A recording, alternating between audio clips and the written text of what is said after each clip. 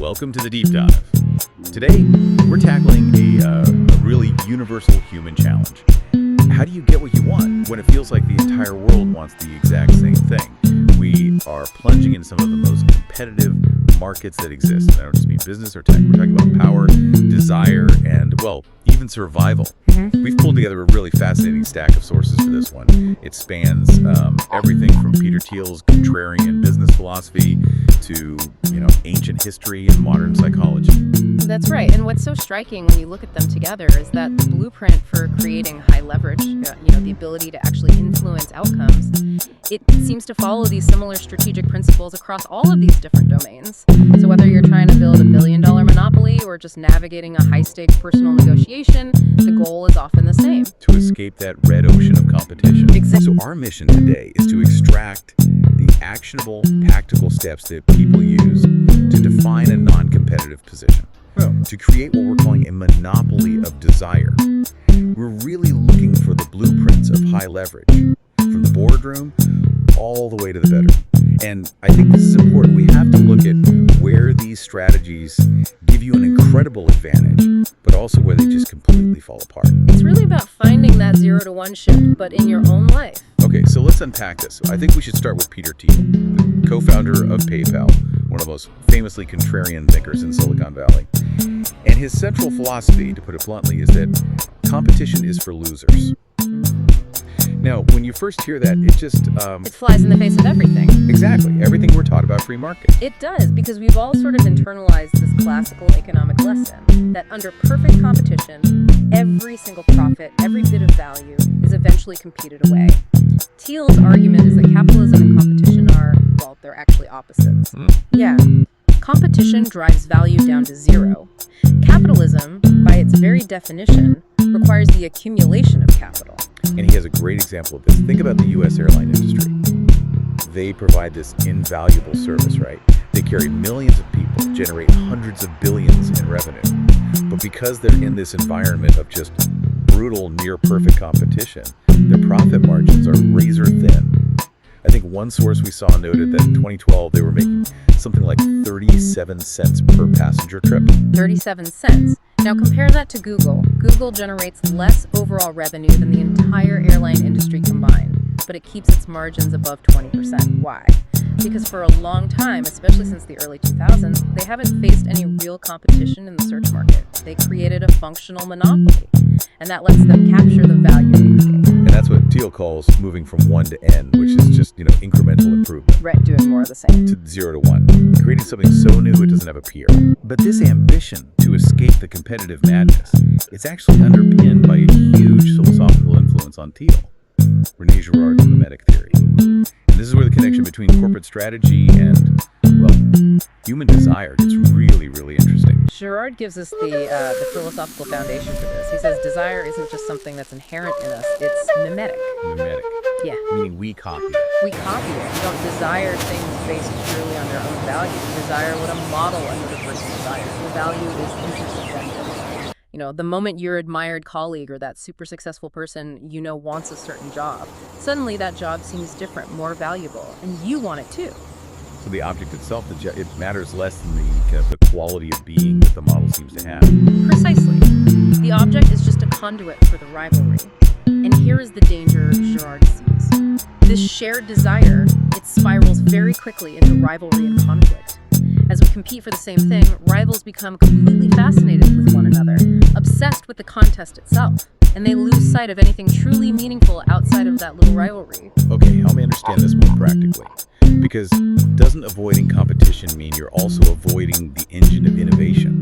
Thiel suggests innovation comes from seeking a non-competitive space, but the moment you succeed, don't you just become a new target for that same mimetic desire? That is the core tension, absolutely. Thiel sees that mimetic frenzy of modern competition as just destructive and wasteful, kind of societal sclerosis. And historically, Girard argues that societies contain this kind of internal violence through something he called the scapegoat mechanism. The scapegoat. Tell us more about that. So, when this reciprocal rivalry threatens to tear a community apart, all that pent-up violence gets redirected. It's funneled onto an arbitrary, common victim, the scapegoat. And this act of collective violence, It temporarily brings everyone back together. It restores social cohesion. I mean, this isn't just ancient history. Think about high school, right? A group unifies against one single, often totally arbitrary person just to relieve the tension in the group itself. That victim-making process lets everyone forget for a moment the conflict they have with each other. So what does this all mean for you listening today? If we're all caught in these mimetic rivalries, competing for the same jobs, the same resources, the same attention, how do you establish a unique, non-competitive position in your life or your career without just becoming a new target? You seek differentiation. You have to move from the red ocean to the blue ocean of unique value. Okay, let's apply that monopoly concept to the personal realm, specifically interpersonal attraction. If the traditional dating markets like apps are these saturated red oceans where everyone is kind of similar and your value becomes a commodity, then the strategic goal is to create a personal 0-to-1 shift in your identity. Right, and that shift requires identifying a unique vertical trait. It could be, I don't know, a specialized intellectual curiosity, a rare skill, a deeply held niche aesthetic, something that you are at least 10 times better at than the average person in the dating pool. This acts as your proprietary technology. It makes you non-fungible. But how do you make sure this proprietary technology is seen as authentic and not just some kind of gimmick? I mean, you don't want to sound like you're just selling yourself. Authenticity comes from actually living that vertical value. But the perception of value, that's managed by access and risk. So once you have that differentiated foundation, the intensity of desire is then managed by certain psychological levers, specifically something called emotion intensity theory, or EIT. EIT. And that suggests that desire isn't linear. So how does manipulating risk amplify romantic feelings? EIT research confirms this pretty clearly. The risk of a relationship breakup, whether it's low, moderate, or high, it influences the intensity of romantic feelings and commitment in what's called a cubic function, not a straight line. Essentially, the brain interprets predictability as low value. So adding a little friction, a little bit of an obstacle, it resets the baseline of desire. Moderate risk or uncertainty creates the peak intensity because it signals that the prize is both high value and potentially volatile. So the research really does confirm the truth behind the old cliche of, strategic unavailability, playing hard to get. Yes, but with a really crucial nuance. Playing moderately hard to get, which means you express genuine attraction, but selectively to specific people. That's positively correlated with reciprocation. You're signaling, I recognize your value, but I am also highly selective about who I spend my energy on. And that selectivity elicits high attraction. And on the flip side, if you're seen as too easy to get, or you're showing indiscriminate attraction to lots of people, your value as a selective model just plummets. And the reciprocation often drops off completely. The perception of scarcity and high selectivity is what creates the value. And we can see the evolutionary function here too. Relationship commitment acts as this biological mechanism to favor reproductive success. How? By suppressing thoughts of alternative partners. The stronger that perceived bond, which is often intensified by that managed risk we just talked about, the less likely you are to go looking for alternatives. You focus your resources. So the takeaway here is that strategic selection and contained access, not avoidance and not universal availability, that's what creates lasting value and heightens romantic intensity. But I have to ask, isn't the strategic deployment of selectivity, isn't it just calculated manipulation? How do we apply EIT without crossing a line into toxic behavior? That is the fine line, and we are absolutely going to address the dark side in our final segment. But generally, the strategic difference is about intent and structure. A true monopoly, like Google's algorithm, builds an enduring structure that prevents competition. A healthy relationship structure contains access to protect your own identity and integrity, not just to extract emotional supply from someone else. That focus on creating an enduring structure, that brings us to history. These principles of creating a non-competitive position, they've been used masterfully by people seeking political or social leverage, often by women who are operating in systems designed to constrain them. Let's start with Cleopatra VII. Our earliest records of her come from Roman historians, which right away sets up a bias. Roman authors just dismissed her power. They often chalked up her influence solely to her legendary charm or beauty. Right, because they couldn't acknowledge her actual political genius. Precisely. By all accounts, she was an excellent ruler and administrator. She was known as a genius of languages. She spoke numerous tongues, unlike most of the Roman leadership, which let her communicate directly with different peoples. She leveraged her immense wealth and her intelligence not just for personal gain, but to secure alliances to protect her kingdom. I think of the ultimate symbol of leverage here. When Caesar returned to Rome, he placed a golden statue of Cleopatra in the temple of Venus Genetrix. He was associating her not just with his own family line, but literally with a goddess. That's using every single asset, political, religious, personal, to create an irreplaceable position. That is a masterclass in monopolizing symbolism and political necessity. Now, contrast that with someone like Ninon de L'Enclos in 17th century France. She created a personal monopoly purely through social and psychological power. Ninon was a celebrated beauty, yes, but she held these intellectual salons and commanded this undisputed sway over distinguished men for 70 years. She was inspiring passion even in her late 70s. Her real power wasn't in her looks, though they were noted. It was in her method, moral domination. How did she manage that? She just reversed the standard gender script of the time. She would invite men to her couch simply because they appealed to her. She maintained total control over the start and end of the relationship. She even categorized her suitors as clients, martyrs, and victims. I mean, she was clearly establishing a power dynamic. Her whole philosophy was that love is this powerful natural instinct driven by physical machinery, and she rejected the era's restrictive morals.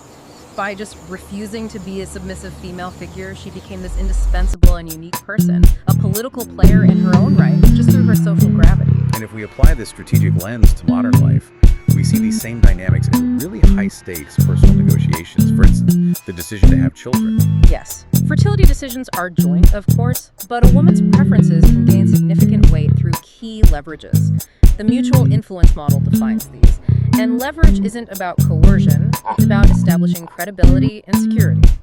One key factor is what's called relational capital. So, high trust, high satisfaction, a real commitment that's been built up in the partnership. Another one would be economic position. Yes, economic security, low uncertainty. It makes the path forward clearer, less friction. But maybe the most unique asset is what they call future narrative skill. The ability to articulate the future. Exactly. It's the ability to paint a clear, concrete, and deeply compelling picture of what life with children would look like. It increases the salience of that positive outcome, and it drives the partner's intention to cooperate. You're essentially creating a unique, desirable vision of the future that your partner can't generate on their own. These are clearly powerful tools. But power always carries risk. So we have to address the dark side of leveraging desire.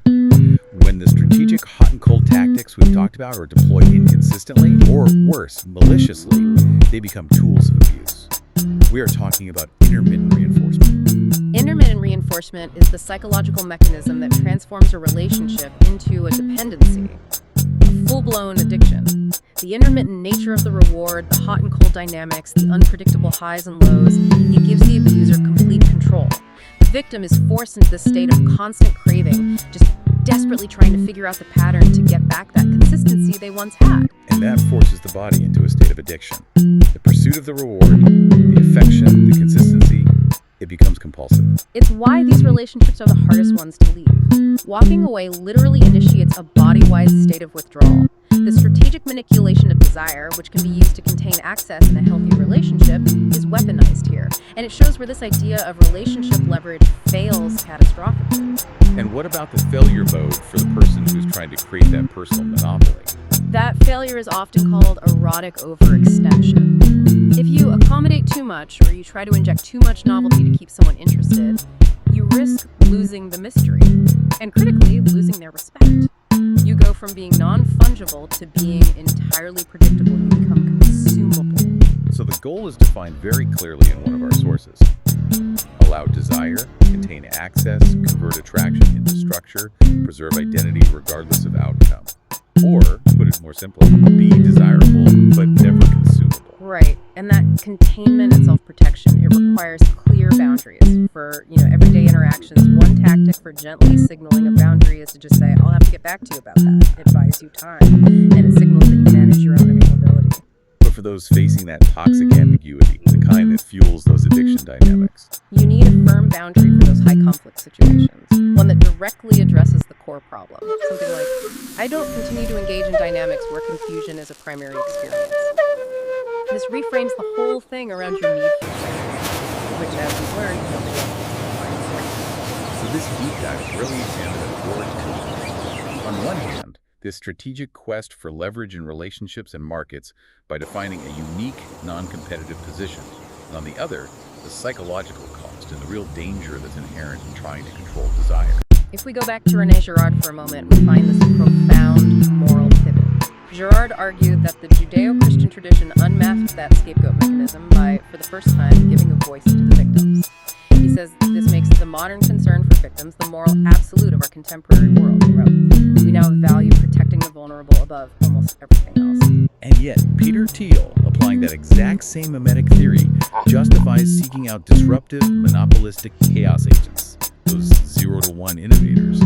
He says we need them specifically to shatter that entrenched societal sclerosis and create rapid change. And that brings us to our final provocation for you to consider. How do you reconcile the desire for disruptive, monopolistic power tales vision with the Girardian absolute value that we place on defending the vulnerable, the victim? Is seeking 0 to 1 in your own life an act of innovation? Or is it an act of necessary chaos that carries an inherent ethical cost?